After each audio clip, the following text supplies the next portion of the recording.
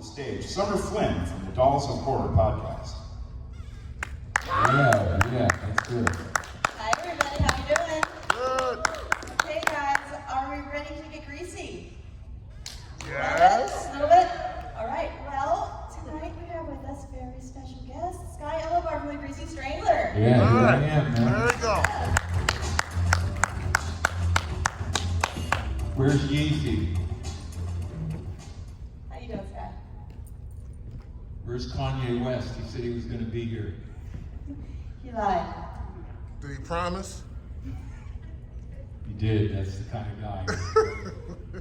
So how are you feeling about Grease nowadays? Feeling good. I'm feeling fully dumped. I asked you this last time, but I want to see if it's changed, because it changes for me sometimes. In our podcast, we have a segment of epic lines. What is your favorite epic line from the Greasy Strangler that you or anyone said? Epic line. Yeah. Probably, because it touches a warm spot in my heart because he was a really good friend of mine and he just passed away. I could lose my license. That's Okay. probably the one that really gets me. Yeah. When I hear that, I think of my friend Mel. Oh, sorry. Yeah. So, have you been having a good convention so far? So far, it's been good, man. Yeah. Atlanta's pretty hot. Like actually, or? I guess that's why they call it Hotland. So I would love to know, do you have any favorite memories from working on the Greasy Strangler? Is this stuff being taped Oh, and yeah. going to be put out later? Oh yeah. My favorite memories, I can't tell you then. I'll get in trouble. Okay. How about your second favorite memories? Probably we were upstairs filming the scene where I bring in the coffee for Dad. Mm-hmm. And we do that for like hours and hours and hours. And I come down and it's like we're in the house there in South Central. And I come through the back and into the backyard and I go out to the catering little area and Elijah Wood's out there hanging out by the table. That was really cool. Was that like really surreal? It was surreal, and I asked him, how did you get into Lord of the Rings, man? He told me the whole story. What was the story? He said he got an audition to do it, and they asked him to come to self-tape. Oh. And he said, no, I don't want to no, they asked him to go to New York and tape it with the casting director. And he didn't want to do that because it was like a sterile white room. So he asked them personally, could I self-tape it for you and give it to you? And they said, okay, go ahead. And he made costumes, designed his room, and got his friends in costume and did the scene. And he got the movie. So he made a whole set. He made a whole set himself. That's amazing. This guy's incredible. I know my husband over there, he's a huge Lord of the Rings fan, like gigantic. So. Yeah, what kind of pizza do you like, man? Chicago, deep dish. Which one? Don't say anything. We disagree. We disagree. We She's do. Paisanos, I want to say, but this Illuminati, Giordano's, just Babe, what's your personal She favorite? just like Giordano. dumped on all those. You Giordano. don't me at all. Giordano's. Giordano's is Giordano's. Yeah. Yeah, we're coming to Chicago, man. We're doing. Why is this guy messing with my volume over here? Because of. Oh, okay. We're coming to Chicago to do a pizza tour, Oh, that's awesome. That's a great tour. It's a great tour. and it better be greasy. That's all I can Oh, say. it's 'cause greasy. Michael likes it That's a greasy. great tour. Yeah, so unfortunately Michael cannot be here with us today, but he's here in spirit. Yeah, No. hopefully. Yeah, oh absolutely. So tell me, what was the Greasy suit like? The Greasy suit, they really cut the budget and spent as little amount of money as they could. And we went into these fittings, right, where they measured us out, and they got my measurements wrong. And they put me real tight, and they put Michael really loose. They got him mixed up, and mine tore out, and they only had one suit made. And it was like an elastic, what do they call that stuff? Like spandex or? It's like a spandex type of, it's really dumb, man. But it was a low budget movie. What are you gonna do? Right. So what happened after it broke? They Did kept shoot? on sewing it up. And when I was in the forest chasing Michael, Yeah. and we were messing around, it completely split out in the back. Oh no. And they just didn't film me from the back. Oh dear. Yeah, isn't that something? But you guys didn't know that, did you? You didn't care about that. But I gotta tell you one thing that you're probably not gonna ask me, which I wanna not forget. Of course. Ricky Prickles, when he died out in the woods and he was in the grave, that was really him that I was dumping dirt over his face in the grave. They made him get down in the grave. I've never ever heard about that ever in a movie, that they actually made the actor get in the grave and they dumped dirt over him. It's usually like a dummy, right? Well, fun fact, guys. We do a fun fact section in our podcast. We just did a whole month of Evil Dead that's about to happen. They're going to come out in September. In the remake of Evil Dead, they actually put that girl in the ground to bury her. Right? Wow. John's nodding. He knows. Like, that's insane. I've never heard of that. That's crazy. And I know they did that also on a soap opera I used to watch, Passions. Mackenzie Westmore's character got buried alive, and she said that they really buried her alive for a few minutes, and she started to freak, and then had to get her out. Can you imagine? Now, was Ricky Prickles, was he in like when they were dumping dirt on him? Was he like in a casket, or was he? No, they just dug a big hole in the ground up in the Los Angeles forest. Made him lay in there, and Jim, the director, is like, Skye, dump dirt on his face. I'm like, are you sure, man? Come on. There he is, Yeezy. What's up? Right on, man. Hey, you're not Kanye West. Do we have any audience questions at the moment? So, the ending, obviously, y'all's heads like explode into confetti and all that. That wasn't the ending, dude. Okay, yeah, fair enough. Next question. Well, I was wondering if y'all had any thought of an alternative ending to how things like went, or if you thought on going over to part 2. Actually, there was an alternative. There was an actual ending that wasn't the ending, and the ending that you saw was the alternative ending. Okay. The actual ending, Michael and I were naked down in the industrial section of Los Angeles on a street. We were naked, hand in hand, running down the street at 6 a.m. And they were going to make that the ending of the movie. And Jim, the director, said, keep this line when you're running. And Michael couldn't keep the line, so we did it once. And it was like at least a 10-minute shot, man, where we're running down the hill naked, and then we come up to the camera and come by. And he said, you missed the line, Michael, you missed the line. Do it again. And Michael said, if I do it again, I'm going to die. And he was really like done. Yeah. His teeth were falling out. Wow. He was done. So that was the ending. And I was really psyched about that, man. I wanted that to be the ending. So, how did you guys make the suit look so greasy, like so shiny and gross? Well, there's this stuff called methocellulose. It's like some organic stuff they use in Hollywood for goop and gob or whatever. They like smeared this stuff all over us. Like took an hour to get it all over the suit, all over our heads, everywhere. And then they took this icy stuff that glistened and they rubbed that all over us. And it was really, really cold. Is it like an icy hot type of effect? It's So like your an ice- entire body? It's like liquid ice or something, they called it. Wow. And it was horrible because it was like 50 degrees out and we were freezing and we had to sit in front of these heaters, and then it would all dry up, and then they Over and over again. Lots of fun, man.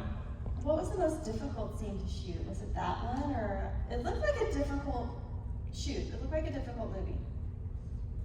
It was Yeah. difficult. Yeah. The suit was the worst. Yeah. Because getting it on took like a half an hour. Yeah. And getting it off took like 3 hours. Oh my god. Because mine was tight. Yeah. And they put this baby powder on it, so they thought it would slip off easily. Uh-huh. And it was hard to get off. It's like no. It's really hard to get off. And that was the tough thing, working in the suit. Yeah. No, Michael had to wear the suit a lot more. Was it just as difficult for him to get it off, or because it was looser? His was like baggier, Yeah. so he. Yeah. Yeah. It worked aesthetically though, because it looked more goopy, more drippy, and more gross. So that did work. Too bad yours didn't fit though. I love the car wash scenes, right? Yeah. Those were fun, man. So. Can I ask these guys a question? Yes. How many people have actually seen the movie here? I made my husband watch it. So pretty much everybody. Thanks for your honesty there. I just wondered. Yeah, no, I made my husband watch it on the plane, and On the She plane. did. I did. I did. She did. I did. What? And because I only have it on my iPad, so I don't have it on the TV or anything or DVD, so that was it, and it worked out. And I just watching him watch me watch it, and he's like.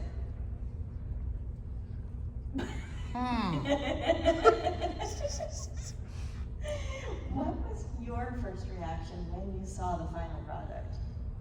See, the first time I saw it was at Sundance. Yeah. Premiere. And that was it did well on Sundance, right? It really did well. Yeah. It was sold out. All the screenings at Sundance were completely filled, booked. Like down the aisles, standing room. Really? Yeah, it was crazy. That's amazing though. Who would have thunk it, right? I didn't think it. Yeah. So when you watched it at Sundance with all those people around, how was that experience for you? I'd been to Sundance the year before. I was in a movie with Sam Rockwell, Danny McBride, Will Forte, and I went to that screening. Yeah. And it was like 5,000 people in this room. Yeah. So it wasn't necessarily the people. It was like wondering what this movie was going to look like. Yeah. And it was shocking. Yeah. It was something, man. So I'll tell you, the first time I saw it, it was shocking as well. I'd heard a lot of people talk about it, and so I was well aware. And I was like, oh. And then I sat with it for a while, and I watched it again, and oh. I was like, oh my God, I don't really look that way, do I? Who came up with the idea for the glasses to be like upside down? That was Jim. Yeah, the That director. was Jim. We went to a place in LA called Gimme Props. Uh-huh. The lady there who owns the it's all eyeglasses. She's doing Barry. She's done everything, man. Breaking Bad. Every eyeglass that you see on TV, she pretty much does. Really? So we went to this shop on Ventura Boulevard, and we went in there, and Jim's like, let's find some glasses. And he says, Skye, pick some glasses out that you like. He hated every glass. You're too normal. Too normal. And then he started, how about women's glasses from the 70s? Like, come on, man. Come on. And he picked those out with the loops. So this movie has got quite a following, and picked up over the last 5 years, which is amazing. When did you realize you were part of a new and budding cult classic? I I think probably, like, we filmed it in May and June of 2015. 2016, we went to Sundance in January, and then I saw this reaction to it. People wanted to buy my beanie that they gave me, my Greasy beanie for $500. And I thought, holy shit, man, this is something. And then at the end of 2016, we went to Australia, toured all over Australia, and people were nuts. They loved it. They loved it. We went to Tasmania, all these cities in Australia, they went crazy. So I thought, wow, this may pick up steam. Yeah. Was there any city in Australia that was a particularly favorable reaction? Brisbane. Really? Okay. We were there for 2 weeks, screening, people coming back. Really? Oh, that's terrific. I imagine this one is going to be kind of like the Rocky Horror Picture Show. In 40 years, there will be screenings, maybe a shadow cast, which would be awesome, by the way. So, Hopefully. yeah, this one's not going anywhere. It's only getting bigger, which is kind of awesome. So, Thank you. any other questions? What were the prosthetics made? The same guy who made the suits up in Burbank, there's these places like, what's the name of the place that I just was at? Illusion Industries or whatever. That kind of place does all that stuff, and they made those things. You know, my micro thing. Or how should I say, my micro thing. So, are there any dream roles that you would like to? Dream roles? Dream roles, other than the Greasy Strangler, that you would want to. Well, I have a bunch of movies that are in queue Yeah. that we're waiting to do. Yeah. And all of those are like stuff that I picked with directors and writers, and we just kind of developed them together.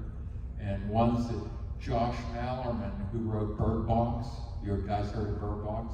Yeah. This movie that I'm doing with him is called a Ben Evans film. Okay. And Ben Evans is a really weird, strange, bizarre guy who lives with his dead parents. And their rigor mortis is set in like a long time ago. He's aspirational. He wants to become a filmmaker. Mm-hmm. And he wants to have his dead parents star in it. So it's a really weird thing, and he goes out in the graveyard and digs up his friends that are dead to star in the movie. So an entirely dead cast. Pretty much. Yeah, except for him. And he tries to get it in film festivals and gets rejected. The Greasy could do it. So that's a dream role. Yeah, that's in queue. That hasn't happened yet. That's going to. When COVID calms down, maybe. God. Yep. COVID. Yup. So Skye, you're also a musician.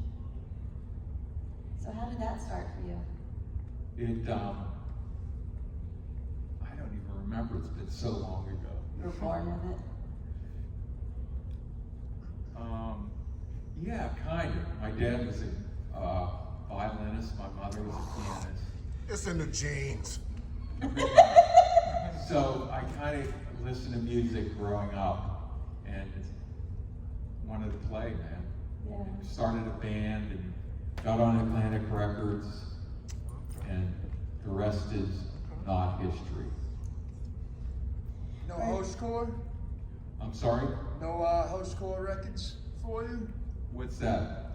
Phil's label. Phil Ensemble. Oh yeah. Host core records. Yeah. You know, I figured that Phil maybe you wanted would have, Phil wanted to like produce my polka band. That's what I'm saying, man. I have a polka band called Alpine Village People. Oh yeah. And we do covers of Village People songs, polka. And he's like, get over here, man. Get over to the compound. We're going to do a metal version of Alpine Village. Not for Tu's lair, man. Yeah, he wants you over at the lair. That's killer, man. Do it. God, I'm afraid to go over there, man. Because I'll go in and then I'll come out as a completely different person. I'll take you into his library, and that will be the end of it, man. Have you been there? God, no. I've never even met the man, but, you know, I do have a shrine, and, you know, I talk to him every day. No, I'm just kidding. Phil, man. No, he's The first time I met Phil Anselmo, Yeah. he grabbed my ball. I seen a picture, an awesome picture of Ronnie. Hey, First time, he just grabbed me by the balls. Yep, and I said, seen I it. love you, man. I seen a picture, man, of his hand, good, firm, solid hold, and And Ronnie my wife took that picture, and we were You were standing. smiling like, hey, you were. I was kind of enjoying You it. know what was going on. Oh God, hey, that's Phil, man, huh? What a fucking cool guy. He's a cool dude. He invited me to the last Slayer show ever at the Forum in LA, where they were playing. Yeah. And he invited me, and we went backstage, and Slayer had all these cakes and all this food. Oh, just you and Phil went? Oh, what a It fucking. was epic, dude. I can only Like, imagine. why couldn't I have done this when I was a musician? Fuck, Well, hey, man. man, Everything's always so delayed. When you want to do it, you never do it. When you don't want to do it, it's like, right? It still must have been pretty surreal, right? Yeah. Yeah, man, that's. Nice question, dude. Yeah, thanks, man. I've been, I had the, we were all set up to do the picture. I flew over here from Boston today. Right on, man. I went to school in Boston, Cool, man, badass. And, Berkeley. wow, badass, man. What a cool The rest spot. is not history. I'm telling you, man. And I as soon as my big bro over there, he showed me the pamphlet, I said, dude, man, he said, we're taking a picture with my this. You didn't have a Boston accent, though. Not much, man. That's because I've been more or less in my room for the last 5 years. So I haven't really had much human contact with my toys, you know? Toys. I remember when I bought that for you. Do we have any other audience questions? Yes. The car wash scene was painful. It wasn't, because they rigged it up so it wasn't really that violent. But like, Jim wanted us to actually go through the car wash. I'm serious. We had this whole big discussion, and he's like, put him through the car wash. And the guy who owned the car wash said, you're out of your mind. If we turn those jets on, it'll really hurt them. Plus, it's contaminated water. When that hits your skin, it's like, you know, it's like reclaimed water. It's like poison. Yeah. So Jim was like, okay, let's just put up some little spray. Little flaps and. Good question, though. Any other questions at the moment? No? Who did the music? Oh, Andrew Hung of Fuck Buttons. You guys heard of the band Fuck Buttons? They're huge, man.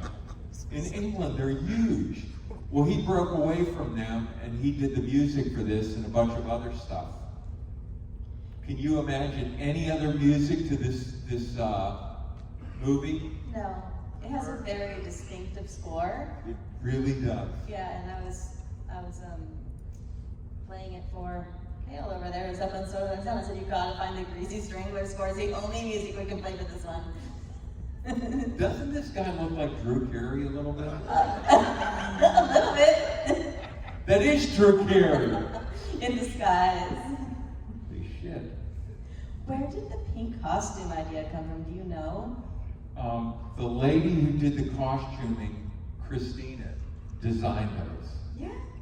So they're custom for the. Custom, she made them and picked out the material and everything. She's genius. Are they comfortable, uncomfortable? No, those were really comfortable. They were. Yeah. And have you guys seen Jim's later movie, An Evening with Beverly Loughlin, with Craig Robinson, well, she did the costumes for that too. You gotta see those costumes.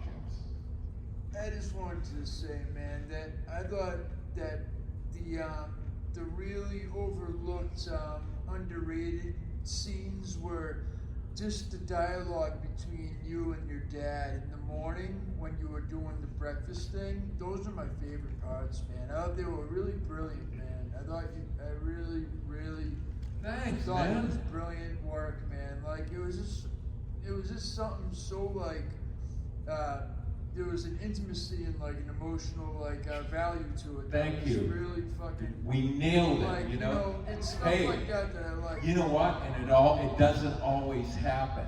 Right. You go in and something happens and you focus in on this thing and you get this thing and Yeah. then you know what I'm saying, man? Oh, It's dude. like music. It was Yeah. it was the subtle stuff that really got me. Just those, him barking at you about making the breakfast, and He's a real fucking had your asshole, isn't he? suspicions about him being the Strangler, and it was like getting fucking weird, man. And then The whole movie is just fucking weird. Massaging the grapefruit. The SOB fucking puts on his disco outfit, and But he hey, steals the girl. what's your name, man? Rick. Rick. So Rick, Jim is behind a lot of this, the director, because he talked to Michael and said, "Put your finger in the grapefruit, Michael."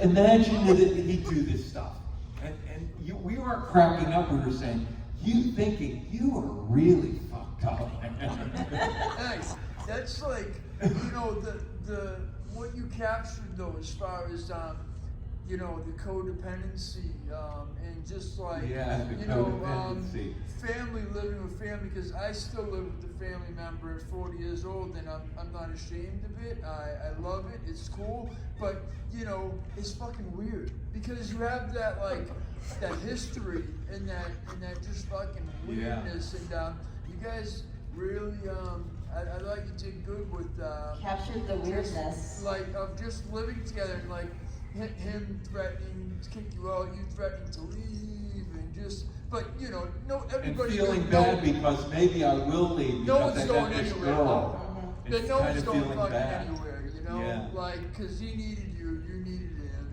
It's like Codependency, dude. Yeah, that's the first time I heard that in it a was like Q&A.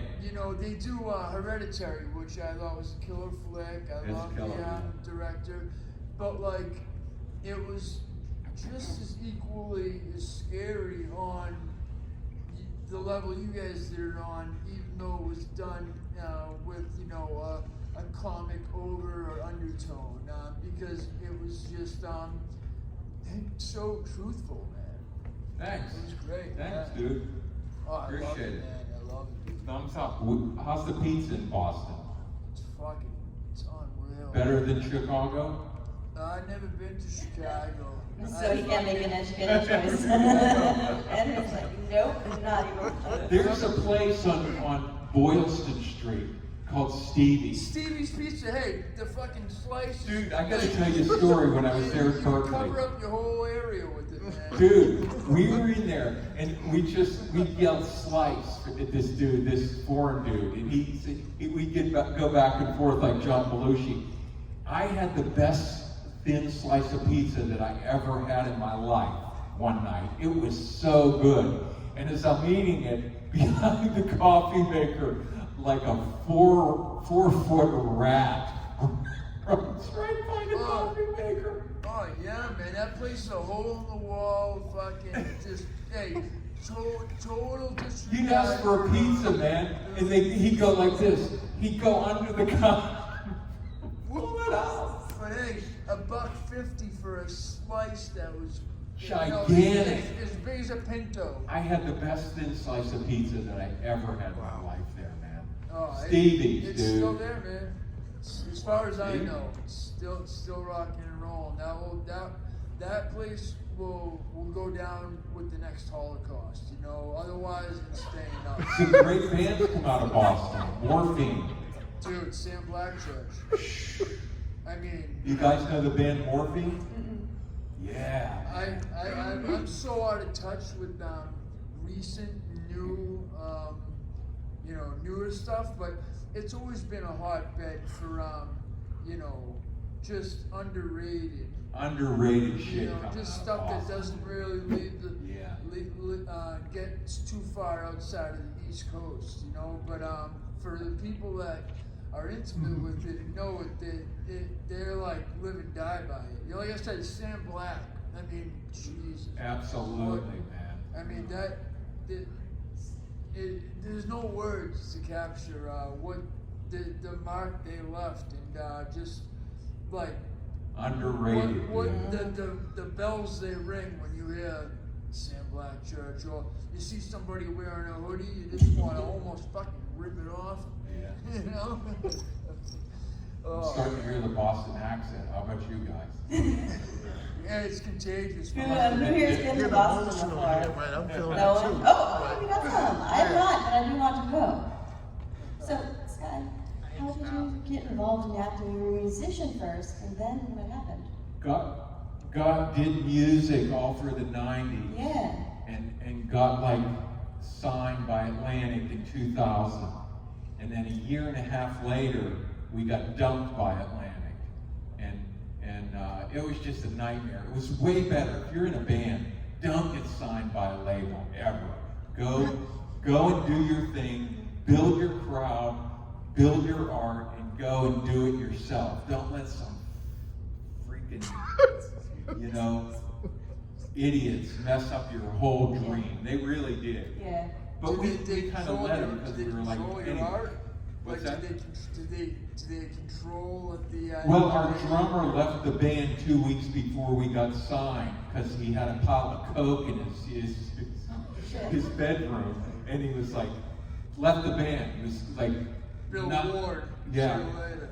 And we looked for a drummer. We got signed and looked for a drummer, and we couldn't find a drummer, so the guitar player played drums.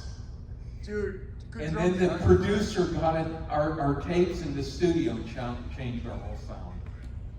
I almost had a fight with him at Quad Studios in New York. I was like, this doesn't sound like anything like we recorded it to be. Yeah. He just fucked it all He up. fucked it all up, dude. Yeah, because they get ideas. Shit all over our dream. It warps their brains being so exposed that they get these fucking wild ideas that they themselves have. They think they're in the band. They think that, yeah, they're the big Beatle, man. Dude, you're not in the band. You were hired by them, these idiots over here, to do our music, and And there was nothing you could do about it. Right. Can't do anything. So we kind of got in a big verbal fight, not a physical fight. But anyway, Yeah. I But then what happened? digress. Then after the fight, with Atlantic, then what happened? Then we got off the label and we moved out. My wife and I moved out to LA, and I worked in an ice cream shop where Courtney Love took a piss on the floor. Classy chick. Yeah, she's classy, man. Oh, God. And then what happened? This gets better And and then better. one day I'd been playing this video game in the bedroom for like 5 months. I didn't eat or anything. And my wife said, "You gotta get a job, man." Yeah. And I'm like, "What am I gonna do?" She said, "We're going down to get your picture taken and we're gonna put you up on a website." No way. Yeah. Just like that. Just like that. And then I started self-submitting myself to these shows and You got into it? Yeah, and I got into it and got a movie and got in SAG 2 months later. What movie was that?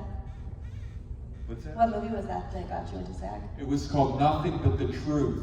It's a skateboarding movie. Yeezy knows these guys. Okay. Hey, this is available. I can dig this up. Yeah.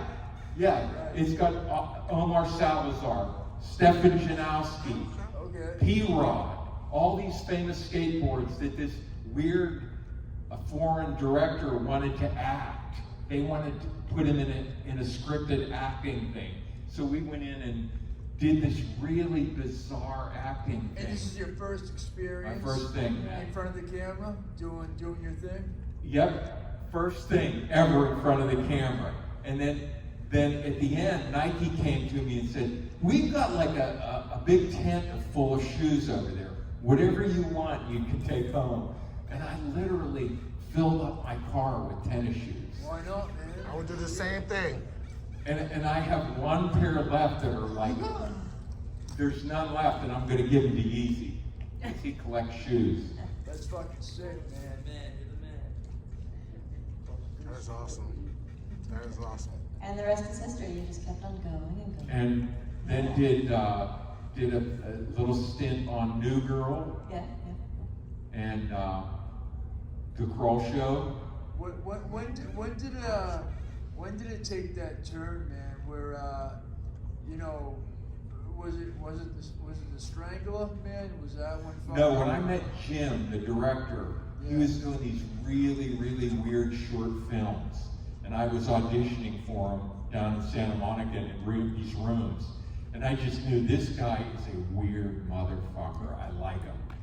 I just liked his dialogue. I liked everything he wrote. And then when he told me he got fired from MTV, he was a filmmaker for MTV in New York.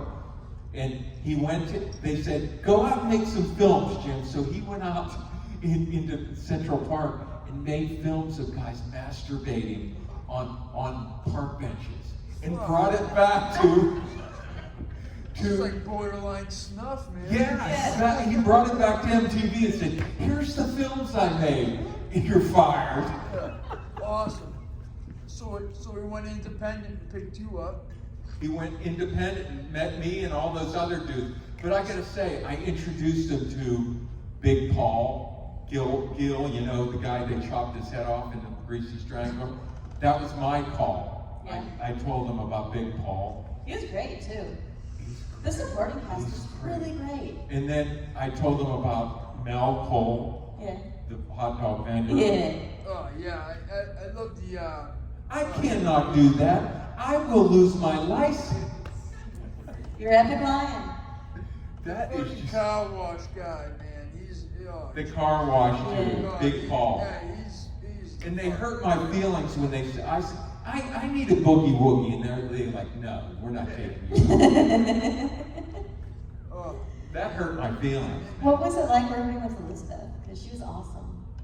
It was good. She's really good. She's very good. She's very professional and works quick. Yeah.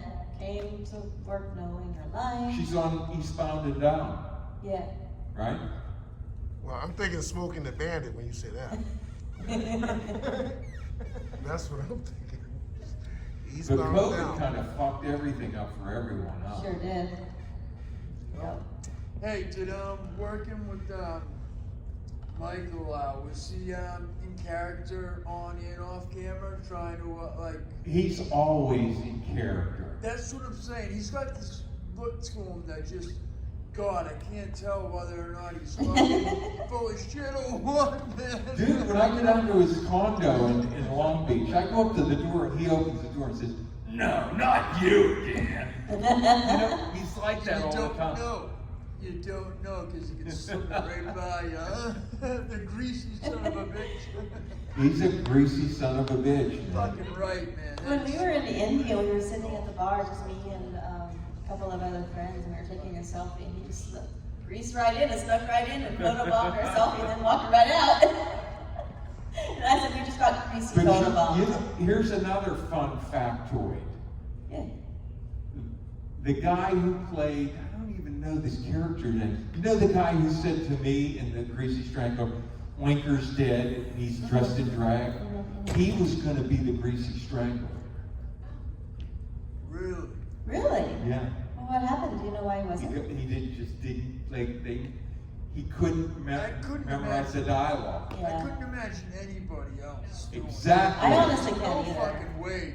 Like, it wouldn't have been what it became if it had been any other way. So when they got rid of him, not really got rid of him, that's kind of cold, but when they Well, said they brought him just- back. They didn't just like fire him. when they passed on him, Yeah.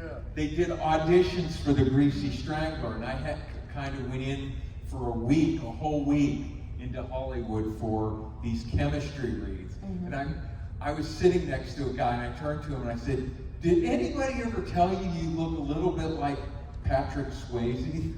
And he's like, "Yeah, I'm his fucking brother, man. Don Swayze." Really? I'm sorry, man. I didn't know Come on, no. it was Don Swayze. Don Swayze auditioned for the Greasy?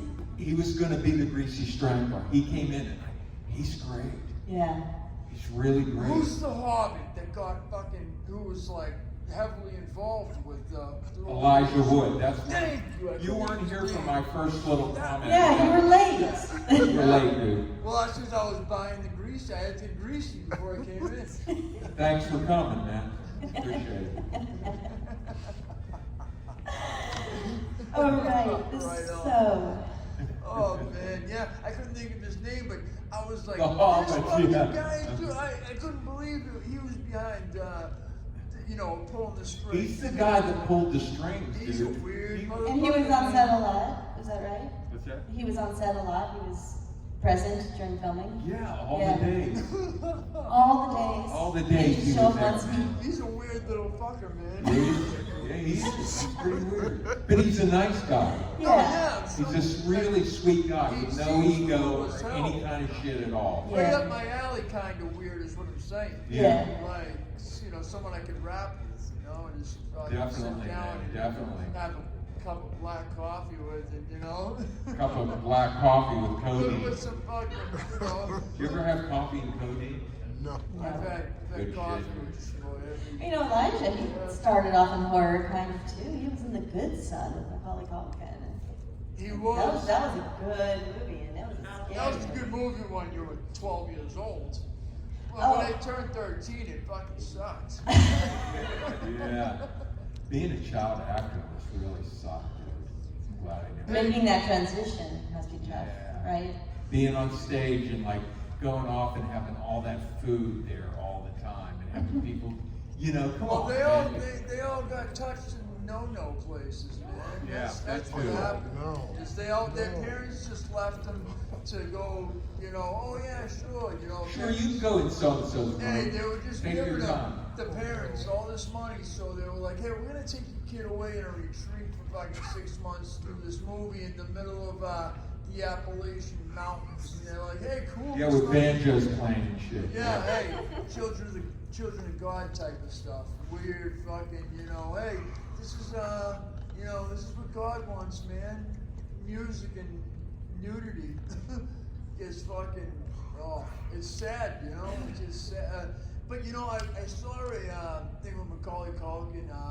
He I wonder if he goes likes off, the Greasy you know,